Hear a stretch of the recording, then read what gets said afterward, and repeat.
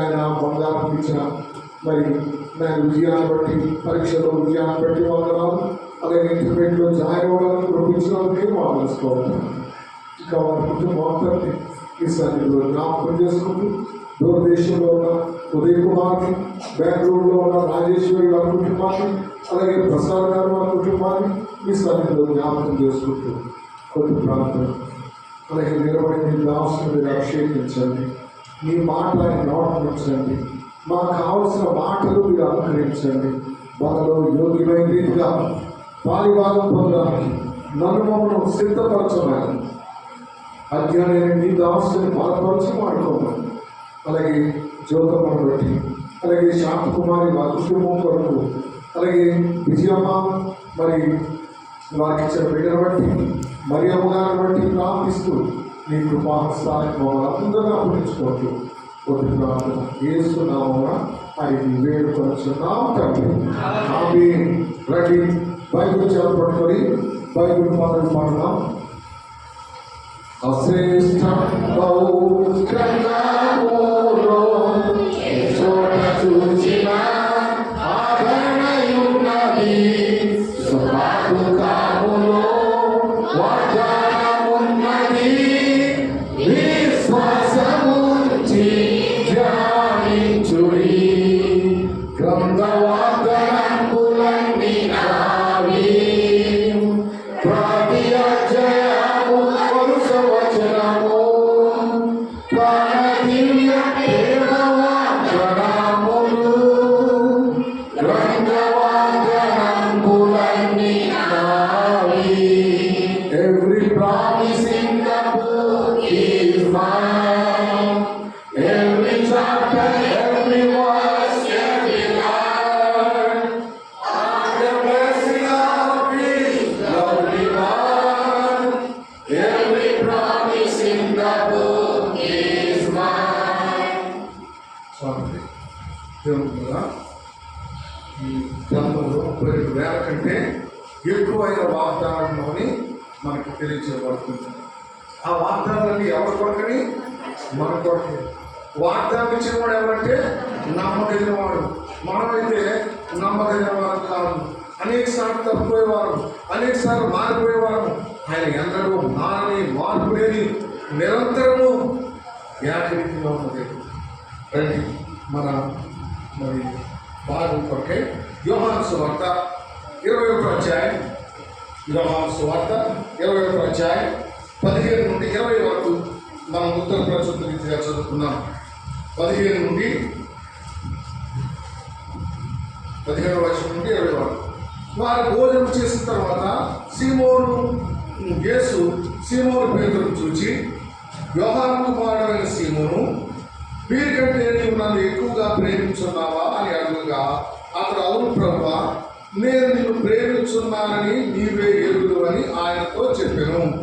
యేసు నా గొర్రె పిల్లలను మేపుమని అతనితో చెప్పాను.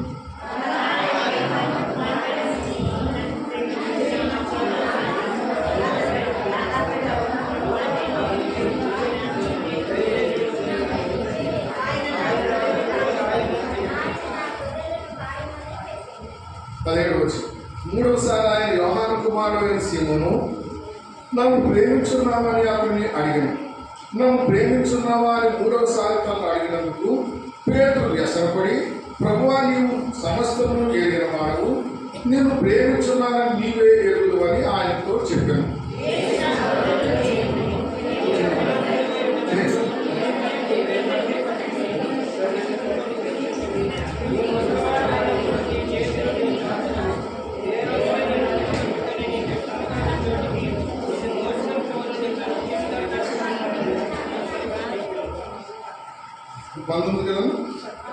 అతడు ఎట్టి మరణం వలన దేవుని మహిమపరచును దాన్ని సూచించి ఆయన ఈ మాట చెప్పాను.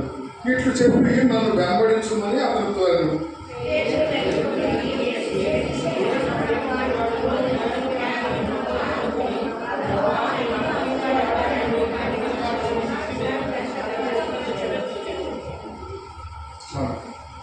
యేసు ప్రభు పేతురును 3 సార్లు అడిగాడు, ఏమడమ్మా, నీవు నన్ను ప్రేమించున్నావు. మరి పేతురు ప్రేమించున్నాయని చెప్పాడు. అయితే యేసు ప్రభువును ప్రేమిస్తే మనం ఏం చేయాలి? యేసు ప్రభువును ప్రేమిస్తే మనం ఏం చేయాలి? 7 విషయాలు చూసి మనం బాగా యోగ్యమైన రీతిగా పాల్గొనుకుంటాం. మొట్టమొదటిగా రండి, యోహాను సువార్త 14వ అధ్యాయం 21వ వచనం. యోహాను సువార్త 14వ అధ్యాయం 21వ వచనం.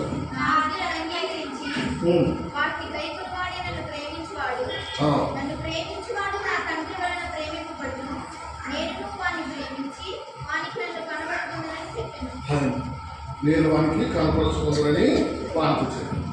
యేసు ప్రభువును ప్రేమించడం అంటే ఆయన ఆజ్ఞలు ఏం చేయమను గైకోవాలి, ఆయన కట్టడలు అనుసరించాలి, ఆయన నీతిని మనం వెంబడించాలి.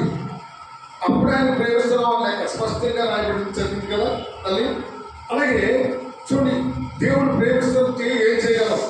ఆదికాండం 6:22 వచనం. దేవుడు ప్రేమిస్తున్నామని చెప్తే ఏం చేశాడు చూడండి ఇక్కడ. ఆదికాండం 6:22. నోవాహు అట్లు చేసాను. అదే నోవాహు అట్లు చేశాను. దేవుడు అతనికి ఆజ్ఞాపించిన ప్రకారము ఆయన మోషేగా ఆయన మందిరాన్ని నిర్మించమంటే సరైన ప్రాంతంతో నిర్మించి చేశారు. అలాగే వాడను నోవహే కదా ఇలా చేయమండలా చేశారు. ఎవరు అన్నారంట? నోవహు అట్లు చేశాడు, నేను కూడా అట్లు చేస్తాను. అట్లు కాదు, దేవుడు చెప్పినట్టుగా చేశాడు. నోవహు అట్లు చేశాను, దేవుడు అతనికి ఆజ్ఞాపించిన ప్రకారం యావత్తు పాల్గొనుకుంటున్న మనము ఎంతవరకు ఆయన ఆజ్ఞలు పాటిస్తున్నాం.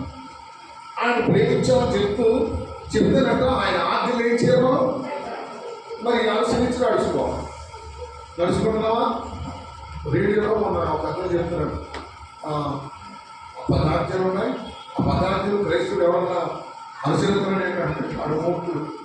10 ఆజ్ఞలు కాదు దేవుడు గురించి ఏం చేశారమ్మా, ఏంటి చేశారో నాకు తెలియదు. కాదు క్రైస్తవ డిబేట్ పెడుతున్నారు కదా దీంట్లో దేవుడు కదా. మొట్టమొదటిగా మనం ప్రభుని ప్రేమించాలి, రెండవదిగా నిన్ను వలె ప్రేమ దేవుని మూలంగా ప్రేమ లేనివాడు రావడం కాదు. మనం ప్రేమించామని చెప్తూ ఏ కార్యం చేయలేదనుకోండి, ప్రేమించినట్లు ఎక్కడ. అందుకే ఏం చేయాలి? క్రియలు లేని విశ్వాసము మృతము. మనం కార్యం చేయాలి. అలా చేస్తుంది ఆ సంఘమే మన సంఘం. ఎంత బాగుందంటే బైబిల్ సొసైటీకి 10,700 ఎంత ఇచ్చాం. అలాగే విద్యోగం పరిచయం కొరకు 10,500 ఇచ్చాం. అలాగే సహోదరి అనారోగ్యంతో ఉందంటే 9,000 వరకు ఇచ్చాం.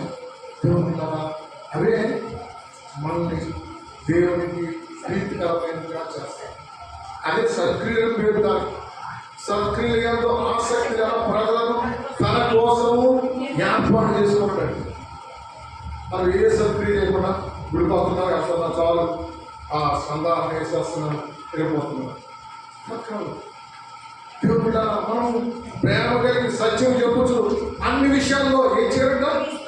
క్రీస్తు వలె ఉండటకు ప్రయాసపడాలి. వచ్చే వాళ్ళు ప్రయాసపడాలి. మీరు వస్తారు, అప్పుడే మనం సకాలంలో మరి దేవుడి సన్నిధిని కలిగి ఉంటాం. దేవుడు మొదటి ఆదివారం కదా వచ్చేవారు ప్రేమ కలిగి ఉంటారు. మరి సహకరించే వీళ్ళు ఉన్నారు. మరి ఎంతో చక్కగా పరిచయం చేయాలి. తమ్ముడు కృపారావు, మరి ఎవరు విజయ్ తమ్ముడు అచ్యుత్ కుమార్ జాన్సన్ గారు, ఆయన సూపర్వైజర్ అండి. జాన్సన్ గారు, తర్వాత ఇంకెవరు అబ్బుడు గారు, తర్వాత రవిబాబు, వీళ్ళందరూ ఎవరంటే సూపర్వైజర్లో వస్తారు. దేవుడు పెట్టాలి. మనం అందరం సూపర్వైజర్, మనం అందరం దేవుని పరిచయం చేసేవాళ్ళు. అందరూ దేవుడికి తగినట్టుగా మనం చేయాలి. తప్పించిన తిరుగువాడు లోకంలో ఏంటో సాధ దాని మీద సొంతాయి. మనం తప్పించిన దేవుడు కల్పించిన తెలియాలి. ఇంకా దేవుడి మనలో సహకరించాలి. అప్పుడే దీంట్లో చెప్తే మన మొత్తం వెళ్ళిపోతుంది. కాబట్టి దేవుడు కదా రాజ్ కుమార్ గారు చనిపోయారు కదా, మీకు తెలుసు. మనం అంతా ప్రార్థన చేసాం, క్యాన్సర్తో బాధపడుచు కొన్ని లక్షలు ఖర్చు పెట్టారు. మేము కూడా ఆయనతో చేసాం బాగుంది కాబట్టి. అయితే దేవుడు కదా మరి మొన్న చనిపోవడం జరిగింది. వర్షం ఒక 6 ఏళ్ళు ఆవిడ మిస్ అయిపోయాడు. పేరెందునండి మన పేరెంట్తో మన వెళ్ళిపోతాయని చెప్తారు. ఏంటి ఇలా చేసామంటే నాకు నేను అనుకోలేదు, అనుకోలేదు ఇక్కడ ఉండాలి కదా, ఇక్కడ దేవుని సన్నిధిలో మనం పరిచయం చేయాలి కదా. నువ్వు దేవుని సేవలు కూడా ఎలా నిరూపించుకుంటావు? పరిచయం చేసినప్పుడే కదా. మాస్టర్ గారు రావడం లేట్ అయింది. అయితే అక్కడ ఉన్న ప్రజలు జాన్ దగ్గర నాకు చెప్పండి పాట మొదలుపెట్టి అని చెప్తే నాకేమో ఆయాసం వచ్చేస్తుంది. వర్షం ఉదయకాలం నుంచి అలా ప్రయాసపడుతున్నా మరి ఊపిరి తీసుకోలేకపోతున్నాను. పక్కన ఎవరు లేదు, సహకరించేవాడు ఎవరు లేదు. అలాగే పాట పాడుకుని పరలోకము నా దేశం తర్వాత వాక్యం చెప్పి చేసిన తర్వాత వచ్చాను. పెద్దవాళ్ళు ఎప్పుడు వస్తామో లేట్గా వస్తాను. శ్రమ కుమార్ గారు చెప్తున్నారు, పెద్దవాళ్ళు ఎప్పుడు వస్తారంట లేట్గా వస్తారు. నిజమే. అయితే మనం ఆడకూడదు. మన పెద్దోడు అయితే ఏం చేయాలి? ముందే వెళ్ళిపోయి సకాలంలో వెళ్ళి కూర్చోవాలి. అప్పుడు దేవుని మైపరచాలి. సరే, ఇప్పుడు ఆ విషయాలుగా ఏంటో మొట్టమొదటిగా ఆయన ప్రేమిస్తాను అని చెప్తే ఆయన ఆజ్ఞలు మనం ఏం చేయాలి? ఆయన చెప్పినట్టుగా చేయాలి. నాబాట్లు చేసాను. దేవుడు అతనికి అంతా చేశాడు. అప్పుడే ఆయన ఆజ్ఞలు ఆయన ప్రేమిస్తున్నాం లేక. రెండవది గారు అపోస్తుల కార్యాలు 9వ అధ్యాయం 16వ వచనం. అపోస్తుల కార్యాలు 9వ అధ్యాయం 16వ వచనం.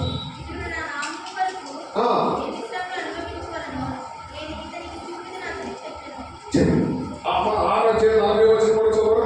అపోస్తుల కార్యాలు 6వ అధ్యాయం 40వ వచనం. లేదమ్మా, ఇతడు నా నామములో 16 చదవరా. ఎన్ని శ్రమలను 15 చదువు.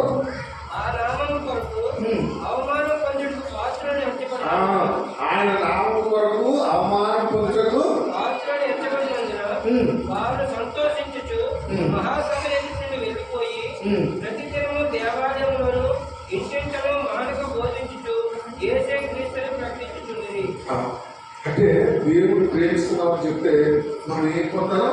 హింసలు పొందాలి, ఉపద్రవంలో వెళ్ళాలి, హింసలు పొందాలి. అమ్మో దేవుడు నమ్ముకోవడం ఎందుకని?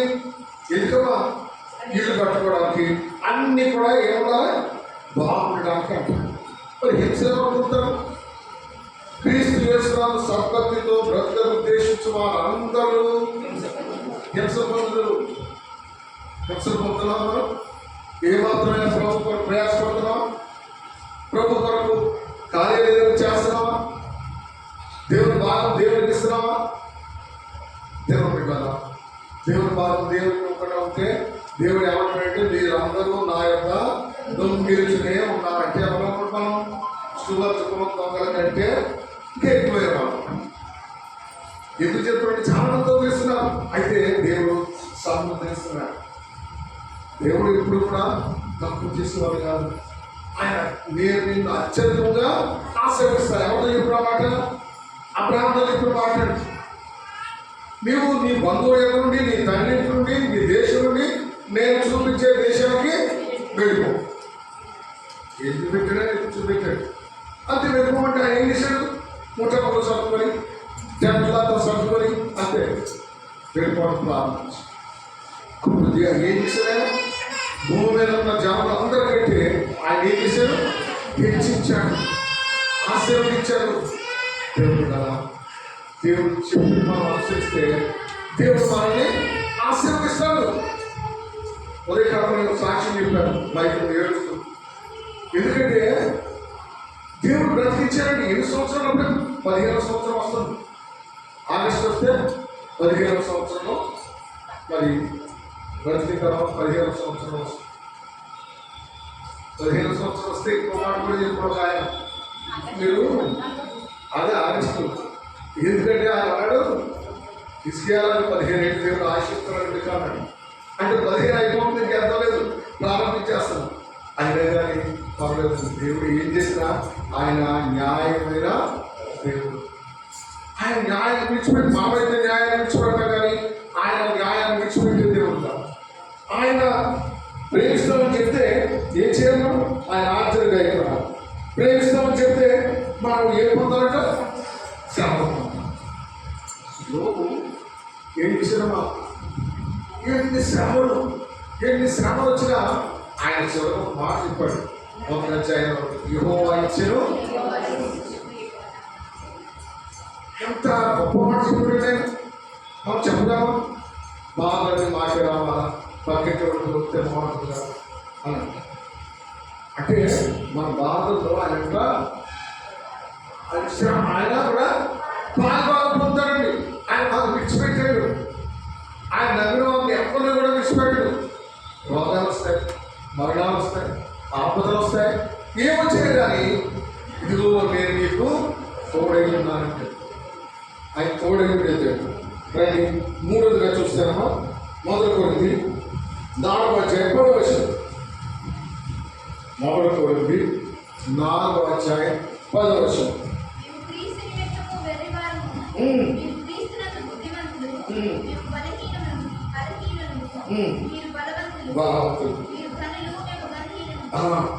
ఎవరంటే చెప్తున్నాడు? అప్పొస్తలుడు పౌలు చెప్తున్నాడు, మీరు క్రీస్తులో మీరు ఎవరు? బుద్ధిమంతులు, మేమేమో చెప్పుకుంటారా? ఆయన విడివారు కాదు, గొప్ప చదువుకున్నవాడు, గొప్ప గమనియలు బాగా నేర్చుకున్నవాడు. అటువంటి వాడు అంటాడు. ఆయన ఏం చేస్తాడు? ఆయన ఏం చేస్తాడు? తగ్గించుకుంటున్నాడు. మనం ఏ విషయంలో కూడా తగ్గించుకోం, ఏ విషయంలో కూడా తగ్గుకోవడానికి ఇష్టపడతాం. అందరికంటే ఎక్కువగా ఉండాలి, అందరికంటే నేను కనబడాలి. అదే మన క్రైస్తవ జీవితంలో మరి దెబ్బతింటానికి కారణం. దేవుడు ఆయన ప్రేమిస్తున్నామని చెప్తే మనం ఏం చేయాలన్నా? ఆయన ఆజ్ఞలు గైకొనాలి. ఆయన మనం తర్వాత శ్రమ సహించాలి. ఆయన ప్రేమిస్తున్నామని చెప్తే తర్వాత ఏంటో అర్హతలు కోల్పోవాలండి. చూడండి, మోషే ఏప్రిల్ 11వ అధ్యాయం 24-25 వచనాలు చదవమా. ఏప్రిల్ 11వ అధ్యాయం 24-25 వచనాలు. ఆ మోషే పెద్దవాడైనప్పుడు విశ్వాసమును బట్టి ఐగుప్తు ధనము కంటే క్రీస్తు విషయమైన నింద గొప్ప భాగ్యమని ఎంచుకొని అల్పకాలము పాపబోధం అనిపించడం కంటే దేవుని ప్రజలతో శ్రమ అనిపించుట మేలనించాడు. శ్రమ కోరుకున్నాడు ఎవరు? మోషే. దేవుడు ఏది కోరుకున్నా? దేవుడు ఎందుకు అనుకున్నా? ఆశీర్వాదాల కొరకు, రోగాలు తగ్గిపోవడం కొరకు, ఎంతో మంచిగా ఉండడం కొరకు కాదు. దేవుడు ప్రేమించిన వాళ్ళ హింసలు పొందుతున్నారు. దేవుడు ప్రేమించేవారు రోగభోగాలు ఏం చేస్తున్నారు? ఐగుప్తు దాన్ని బట్టి దేవుని ప్రజలతో ఏమనిపించాడు? నింద, క్రీస్తు విషయమైన నింద. దేవుడు చూడండి, మత్తయి సువార్త 4వ అధ్యాయం 19-20 వచనాలు. 19-20 చదువు.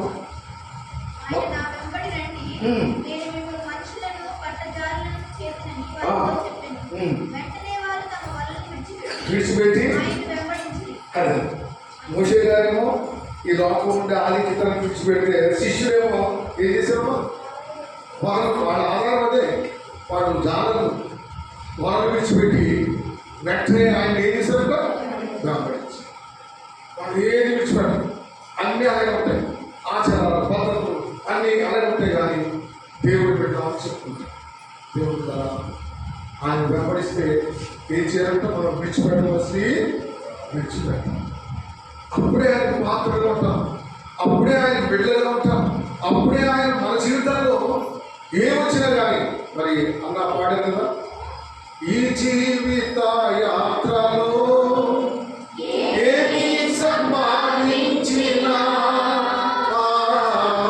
ఈ జీవిత యాత్రలో ఏమి సంపాదించినా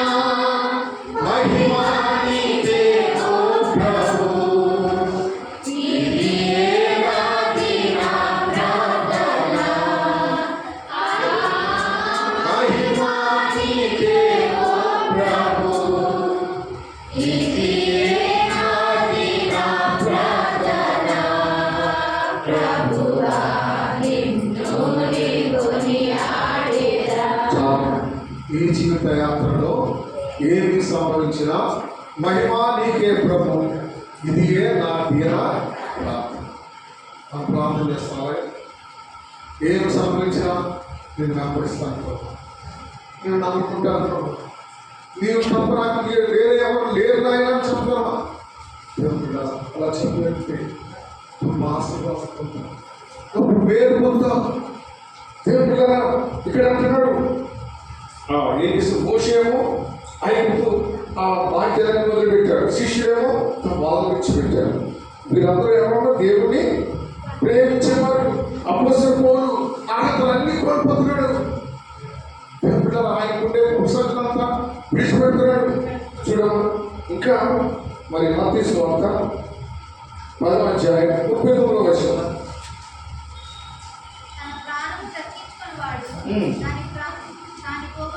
పోగొట్టుకును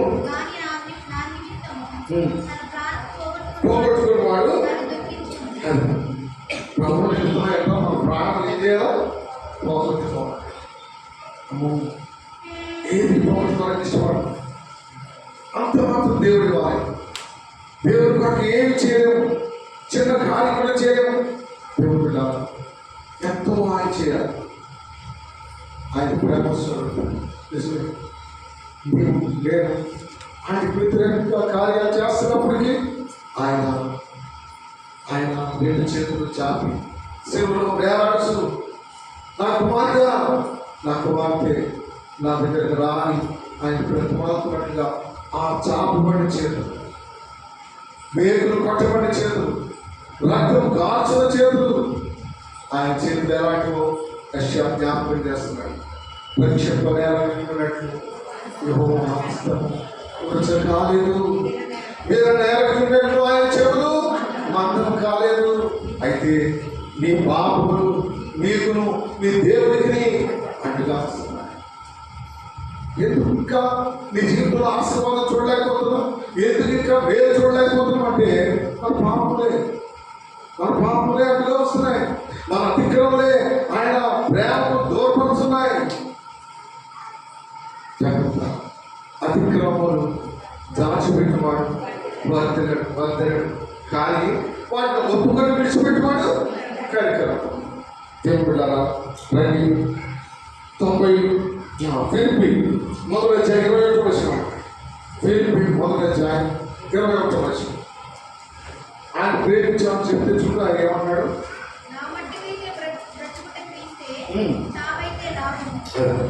అపోస్తలుడు పౌలు చెప్పేది, నా మట్టుకైతే బ్రతుకుట క్రీస్తే, చావైతే లాభం.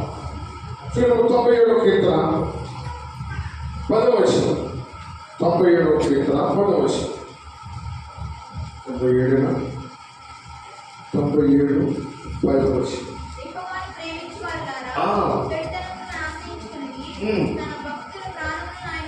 కాపాడు. యెహోవాను ప్రేమించమని చెప్తే ఏం చేయాలంట? చెడుతను ఆశ్రయించుకోవాలి. తనకు ఏముందన్నప్పుడు ఆయన తన భక్తుల ప్రాణమును కాపాడు. ఎంతమంది మనకు బాధపడుతుంటే మనం చెడుతనము అసహించుకుంటున్నాం, చెడుతనము చూడకుండా కళ్ళు మూసుకుంటున్నాం. అందుకనే కీర్తనకారుల ప్రార్థన 137వ వచనం. వ్యర్థమైన వాటిని చూడకుండా నా కన్నులు వ్యర్థమైన వాటి ఆశపెట్టక, వ్యర్థమైన వాటిని చూడక, వ్యర్థమైన వాటి దక్షిణ చేయక. దేవుడు అది దేవుడు ప్రేమిస్తున్నాను జ్ఞానం. చూడండి ఆదికాండ 37:2 యోసేపు విషయం చూస్తే ఆదికాండ 37వ అధ్యాయం 2వ వచనం.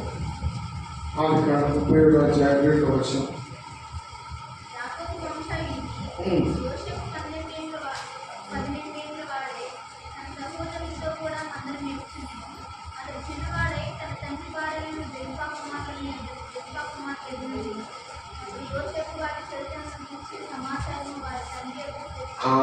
యోసేపు వారి చెడుతనం వచ్చి సమాచారం ఎక్కడ తీసుకొని చూడండి తండ్రి దగ్గర. అందుకనే యోసేపు మీద బాధపెట్టారు, మరింత బాధపెట్టారు. ఏం చేసినప్పటికీ దేవుని యొక్క భయభక్తులు కలవాడు కాబట్టి యోసేపు దేవుడు ఏం చేశాడో ఆశీర్వదించాడు, రాజుగా చేశాడు. పోతులతో పడ్డాడు, అయినా కానీ ఎక్కడికి వెళ్ళాడు, మళ్ళా సింహాసనం అధిష్ఠించాడు. ప్రియ సోదరి స్నేహిత, నీవు నేను కూడా ఒకవేళ పోతులకు వెళ్ళిపోయే సమయంలో కూడా మనం ఆయన భయభక్తులు కలిగి ఉంటే, ఆయన ప్రేమించే వాళ్ళమైతే మనం ఏం చేస్తారైనా రాజుగా చేస్తాం, సింహాసనం కూర్చోబెడతాడు. చివరిగా రండి, దేవుడు ప్రేమిస్తున్నామని చెప్తే ఒక మాట మొదటి పేతురు 3:14 వచ్చిన మొదటి పేతురు 3:14 వచ్చిన మొదటి పేతురు అమ్మా, మీరు ఒకవేళ నీతి నిమిత్తము శ్రమపడినను మీరు ధన్యులే. మీరు ఒకవేళ నీతి నిమిత్తం శ్రమపడినా మీరు ధన్యులే. మీరు ధన్యులే. అనగా ఒకవేళ మనం నీతి నిమిత్తం శ్రమపడుతుంటే, హింస పడుతుంటే మనం ధన్యులమే, ఏమి నష్టమేం లేదు. అయితే నీతిమంతులుగా జీవించాలి, నీతిమంతులైన ప్రభుత్వం కలిగి ఉండాలి. ఆ ఇంటి మాటలు చూద్దాం. మొదటి పేతురు 5:10 వచ్చు. మొదటి పేతురు 5:10. తన నిత్య మహిమకు క్రీస్తునందు మిమ్మల్ని పిలిచిన వారి సర్వ కృపాదేవి దేవుడు కొంచెం కాలము